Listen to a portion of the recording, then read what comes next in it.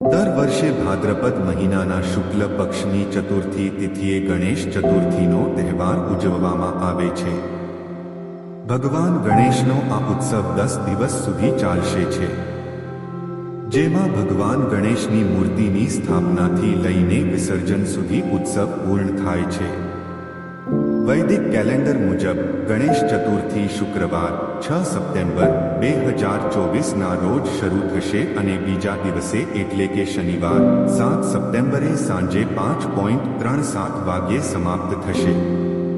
ઉદય તિથિ અનુસાર 7 સપ્ટેમ્બર શનિવારથી ગણેશ ઉત્સવનો પ્રારંભ થશે. આ દિવસે ભગવાન ગણેશની મૂર્તિની સ્થાપના કરવામાં આવશે. મૂર્તિની સ્થાપના માટેનો શુભ સમય ઉદય તિથિ અનુસાર 7 સપ્ટેમ્બરે ગણેશ ચતુર્થી ઉજવવામાં આવશે. આ સાથે મૂર્તિની સ્થાપનાનો શુભ મુહૂર્ત સવારે 11:04 વાગ્યાથી શરૂ થઈને બપોરે 1:34 વાગ્યા સુધી રહેશે. ભક્તોને મૂર્તિ સ્થાપિત કરવા માટે કુલ 2 કલાક 30 મિનિટનો સમય મળશે. વિસર્જનની તારીખ ગણેશ ઉત્સવ 7 સપ્ટેમ્બર શનિવારથી શરૂ થઈ રહ્યો છે. આ વખતે ગણેશ ઉત્સવ 17 સપ્ટેમ્બર મંગળવારે અનંત ચતુર્દશીના રોજ સમાપ્ત થશે. જે લોકો ભગવાન ગણેશની મૂર્તિ ઘરમાં રાખે છે અને 10 દિવસ સુધી તેની પૂજા કરે છે, તેઓ અનંત ચતુર્દશીના દિવસે ભગવાન ગણેશનું વિસર્જન કરશે.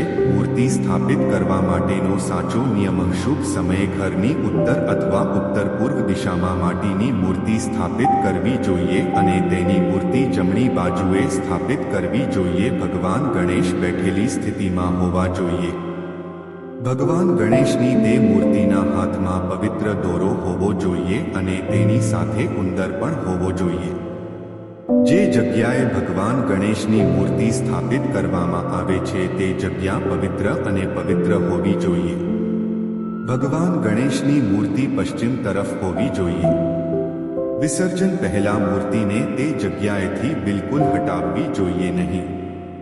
તો મિત્રો, આજની સ્ટોરી કેવી લાગી તે કોમેન્ટ કરીને જરૂર જણાવજો. અને વિડીયો સારો લાગ્યો હોય તો વિડીયોને લાઈક અને શેર જરૂર કરી દેજો. અને મિત્રો, અમારી ચેનલ પર નવા હોય તો અમારી ચેનલને સબસ્ક્રાઇબ જરૂરથી કરજો. તો મિત્રો, ફરી મળીશું એક નવા વિડીયો સાથે. જય સ્વામિનારાયણ, જય શ્રી કૃષ્ણ, હર હર મહાદેવ.